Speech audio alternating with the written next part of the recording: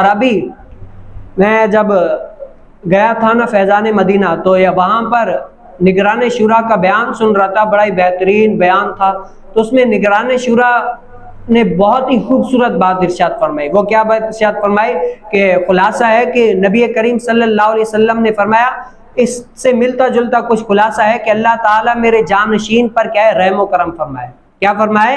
اللہ تعالیٰ میرے جانشین پر رحم و کرم فرمائے۔ حضور علیہ السلام گویا کہ اپنے جانشین کو کیا فرما رہے تھے؟ دعائیں دے رہے تھے۔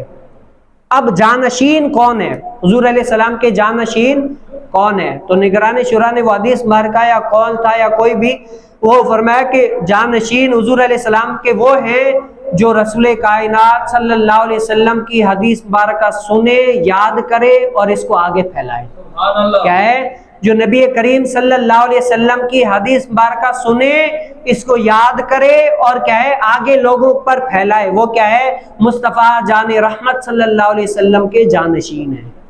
تو ہمیں بھی کیا چاہیے کہ ہم روزانہ جیسے حدیث مبارکہ سنتے بھی ہیں اور خاص کر کے جمعے میں بھی سنتے ہیں، تو کیا اس کو پکا یاد کر کے آگے پہنچانے کی اللہ تعالیٰ میں توفیق نصیب فرمائے۔ حضور علیہ السلام نے اسی لیے فرمایا بلغوا انی ولو آیا، پہنچا تو اگرچہ میری طرف سے ایک ہی آیت ہو۔